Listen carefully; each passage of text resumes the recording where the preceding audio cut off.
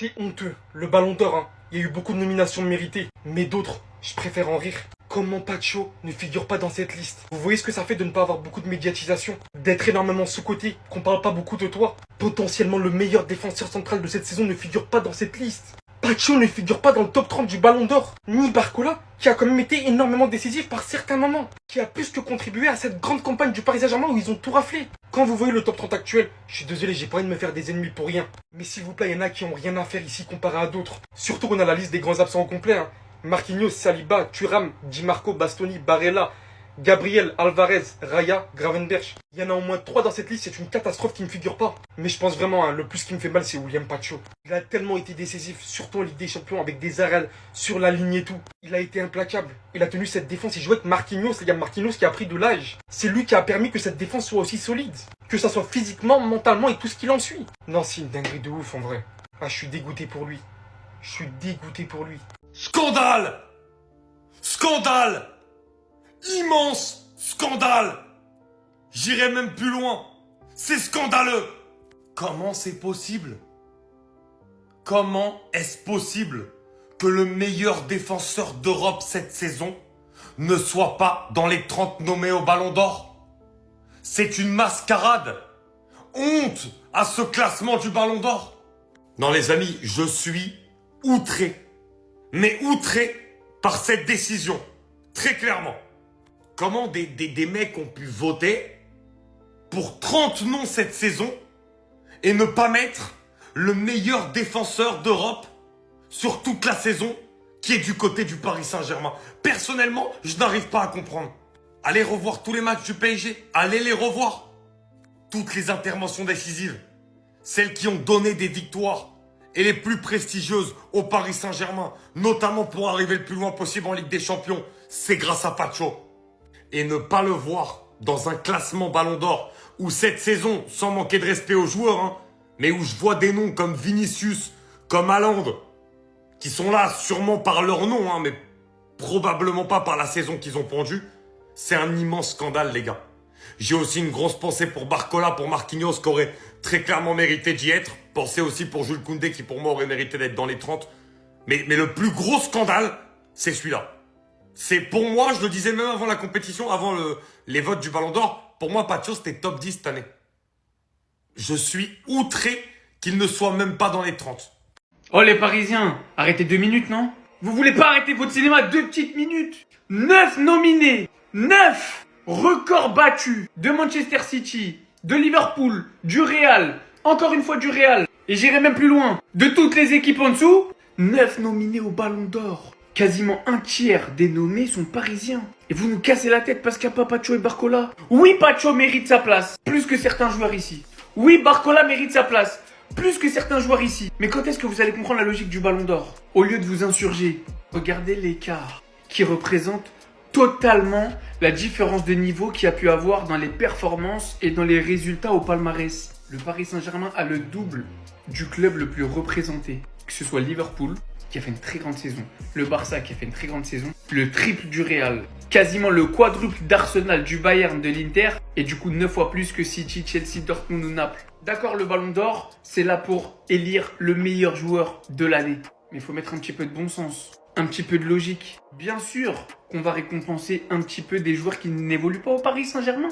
Bien sûr qu'on va récompenser des joueurs qui n'ont pas tout gagné cette saison forcément. Heureusement que je vois un Guirassy dans cette liste. Heureusement que je vois un Gyökeres, que je vois un Kane, que je vois un Palmer, que je vois un McTominay, meilleur joueur de Serie A. Heureusement que t'as un Van Dijk. Tout ça pour dire le Paris Saint-Germain, c'est un collectif. Les Parisiens, sincèrement, je comprends un petit peu cette frustration. Le record, il aurait pu être encore plus monstrueux. C'est des joueurs qui méritent, mais c'est ça, le revers de la médaille d'une équipe avec un collectif. C'est que t'as forcément des joueurs qui passent à la trappe. C'est que le premier protagoniste, c'est pas l'attaquant, c'est pas le meilleur buteur, c'est pas le meilleur passeur, c'est pas le meilleur dribbleur, c'est le collectif. Et dans un collectif pareil, réussir à avoir 9 joueurs qui sortent du lot, il est là l'exploit. Au lieu de pleurer pour l'absence de Pacho et de Barcola, pour moi, hein, vous devriez être en train de crier sur tous les toits que vous avez 9 nominés pour le Ballon d'Or sur 30, que Luis Enrique est nominé dans la catégorie des meilleurs coachs, que Désiré Doué est nominé dans les meilleurs jeunes, qu'Ousmane Dembélé va très probablement remporter le Ballon d'Or. Je ne sais pas si vous vous rendez compte, dans la balance, l'équilibre entre les choses positives qui sont ressorties aujourd'hui pour le Paris Saint-Germain et les choses qui sont contre. Et vous avez quand même décidé de donner toute votre énergie dans les choses qui sont contre. Si les gars, comprenez les Parisiens. Moi, je vous comprends à 100%, on s'en bat les steaks des statistiques comme quoi il y a beaucoup de Parisiens, on s'en fout. Ces deux-là méritaient d'être dans le top 30 Ballon d'Or. Alors Barcola, il peut avoir débat, il n'y a pas de souci. Mais du moment qu'il y a Palmer, on peut se poser la question, pourquoi Barcola, il n'est pas à l'intérieur? Pacho, parmi toute cette liste, les gars, s'il vous plaît. Voilà, qui mérite pas sa place. C'est dire que parmi toute cette liste, c'est pas possible de mettre Pacho. C'est pas possible de mettre Pacho à l'intérieur. Et comment ça se fait que dans cette liste-là, il y a qu'un seul défenseur central? Si je me trompe pas, il y a qu'un seul, c'est juste Virgil van Dijk. Peut-être que j'ai mal lu. Poste des défenseurs centrales, c'est moi qui vous dis, il est pas assez respecté. Pacho, la saison de Ligue des Champions qui nous fait aller tout simplement monstrueuse, extraordinaire. 0 carton rouge, des interventions mais cliniques, une action décisive, légendaire en finale de la Ligue des Champions qui permet au Paris Saint-Germain de prendre l'avantage face à l'Inter de Milan. Et ça, j'oublierai jamais ça de toute ma vie. Ça a été le grand déclencheur de la révolution du Paris Saint-Germain. Mais malgré ça, vous fermez les yeux sur cet aspect-là. Là, je vous dis, hein, le plus grand scandale, c'est Pacho et c'est Jules Koundé. Franchement, j'arrive pas à comprendre. Barcola, c'est débattable, y a pas de souci. Pacho, je comprendrai jamais. Jules Koundé, je comprendrai jamais. Voilà. Tout le temps, on met en avant les postes à vocation offensive, mais les postes à vocation défensive. Allez, mettez-vous de côté, vous aurez pas la lumière, tout ça. Voilà, comprenez un minimum le football. Voilà, je sais très bien qu'il y en a certains qui vont chouiner, qui vont dire que les Parisiens, ils sont en train de chouiner. Parmi les meilleurs Parisiens, il y avait Pacho. Il y avait Pacho et Pacho, je le mets dans mon top 5 assez facilement. Et je sais même pas s'il est top 5 dans ma tête. Comment ça se fait qu'il est pas dans le top 30 Ballon d'Or? Les gars, avec tout le respect. C'est une dinguerie. Et vous le savez très bien, je suis pas barcelonais dans l'âme. Mais Jules Koundé qui n'est pas dans les 30 nominés du Ballon d'Or France Football, voilà, j'arrive pas à comprendre. Les gars, je suis désolé. Parmi tous les latéraux au monde, le meilleur au monde cette année, c'était Jules Koundé. J'ai regardé absolument tous les matchs. Supplément, on avait tendance à lui reprocher ses largesses un peu offensives, qu'il apportait pas suffisamment. Et même s'il a réussi à le gommer, il a été décisif à certains moments. Alors je sais très bien que si c'est nous, les joueurs du Real Madrid, on est dans cette situation-là, les Barcelonais, ils vont fermer les yeux parce que pour certains, c'est des hypocrites. Moi, en tant que Madrilène, moi, j'accepte pas l'injustice. Et l'injustice, elle est droit devant nous. Et en plus, dites-vous, c'est un Français. Et de base, le Ballon d'Or France Football, bah, c'est une cérémonie de base créée par les Français. Donc au lieu de mettre plus en avant nos joueurs, voilà, vous essayez de les camoufler. Je sais pas, il n'y a pas assez de ce fort. C'est ça le problème. Donc pour moi, il n'y a pas débat. Jules Koundé qui n'est pas dans le top 30 du Ballon d'Or, gros, ça se fait pas, frère. Et en plus, il est gentil. C'est le plus gentil des Barcelonais. T'as vu, vous auriez pu choisir un autre joueur pour que je puisse me moquer de lui. Mais frère, Jules Koundé, les gars. Voilà, Jules Koundé, en plus, c'est un Français, t'as vu, il représente un tout petit peu.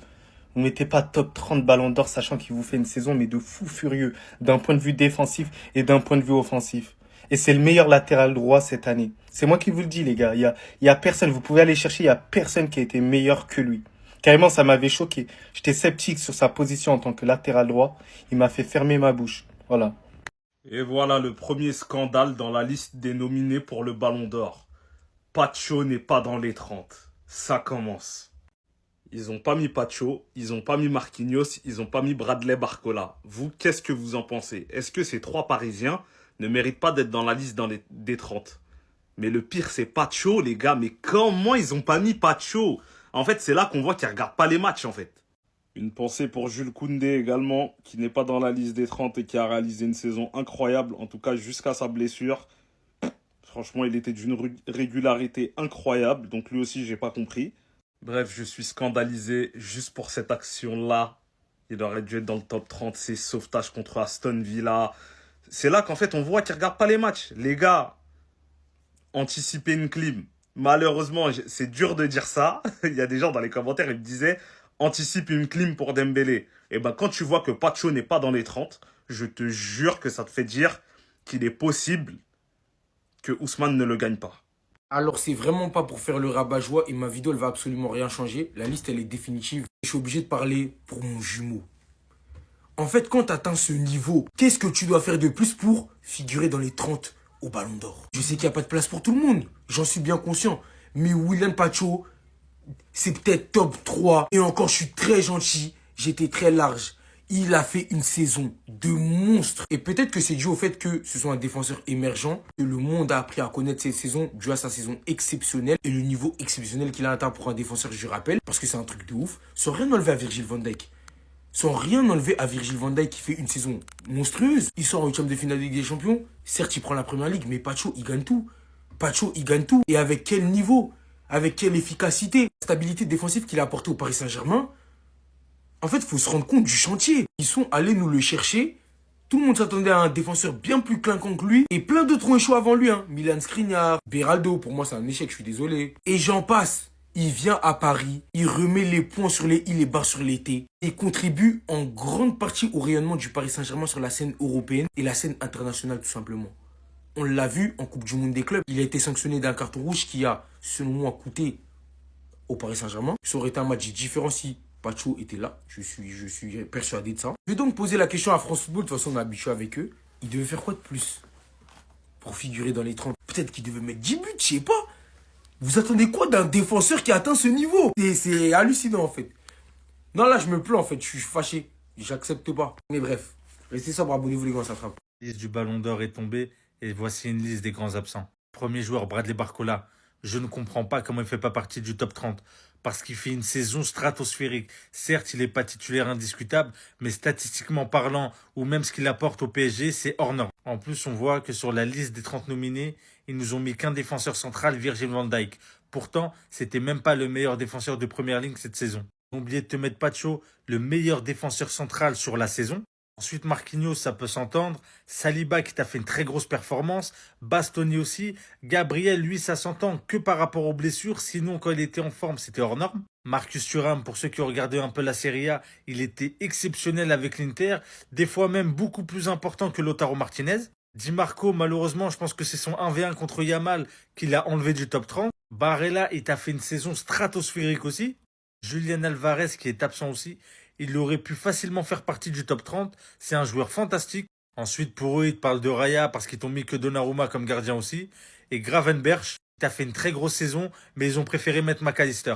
Nous sommes des pourris gâtés. Les supporters du Paris Saint-Germain sont jamais contents. Voilà ce qu'on entend depuis qu'on a enfin la liste des nominés au Ballon d'Or. Tout ça parce qu'on s'est plaint que Bradley Barcola n'est pas dans cette liste avec 60 matchs et 41 goal assists. Et vous croyez qu'on va rien dire? Bien sûr qu'on va l'ouvrir. Même s'il y en a 9 dans la liste, on va parler. Et c'est pareil pour Pacho. Pacho, il a été exceptionnel cette saison. Il a été régulier, il a été performant. C'est une honte qu'il soit pas dans la liste. On est obligé de le dire. On est tellement fiers d'avoir tous ces joueurs nominés au Ballon d'Or. Mais ces deux-là auraient dû faire partie de cette liste. Et c'est pas un record de joueurs nominés qui va nous faire oublier la saison de Bradley Barcola et Pacho. La déception de ne pas voir Bradley Barcola et Pacho dans la liste des nominés est beaucoup plus forte que la joie d'avoir ce record. Et je répète encore une fois, on est fiers d'avoir autant de joueurs nominés au Ballon d'Or. Ils ont mis quasiment toute l'équipe type. Mais c'est pas juste pour Bradley Barcola qui a porté plusieurs fois cette saison le Paris Saint-Germain. C'est pas juste pour Pacho qui a été régulier et performant toute la saison. On a droit de le dire et il faut le dire. 20 buts, 23 passes D, quadruplé national, pas nommé dans les 30. Un des meilleurs défenseurs de la saison passée, si ce n'est le meilleur, quadruplé lui aussi, acteur majeur, toujours là où il le faut. Dans tous les grands rendez-vous, il a répondu présent. Tous les attaquants de classe mondiale qui sont passés devant lui, ils ont tous mangé ça. Vous voyez la pointe du coude là. Vous voyez, ils ont tous mangé ça. Que des coups de coude ici. Pas dans les 30. MDR. On voit déjà certains arriver les gars. On aura beau me dire, oui, la saison n'a pas commencé en 2025, etc. Patati patata. Les gars, les stats sont là, les trophées sont là. À partir du moment où ces deux conditions sont réunies, automatiquement, tu es dans les 30. J'ai vu des mecs dans les 30. Je suis en mode, mais qu'est-ce qu'ils foutent là, en fait? Et pour Pacho, les gars, je sais pas quel argument on peut me sortir, wesh. Je sais pas quel argument on peut me sortir. Tous les attaquants qui sont passés devant lui, il a coudé. C'était l'un des meilleurs défenseurs de la saison, si ce n'est le meilleur. Carrément, cette image, elle en dit long, déjà. Parce que normalement, cette image, elle est iconique. Tout le monde sait pourquoi cette image, elle est là. C'est parce qu'il sauve un corner en étant combatif et juste après ça, il y a un but. Sans sa combativité, il n'y a pas le but. Donc, France Football, en fait, expliquez-nous, on veut comprendre, en fait, comment vous sélectionnez les joueurs. Peut-être vous êtes comme ça au hasard, vous appuyez un peu sur certains boutons, on ne sait pas, expliquez-nous un peu.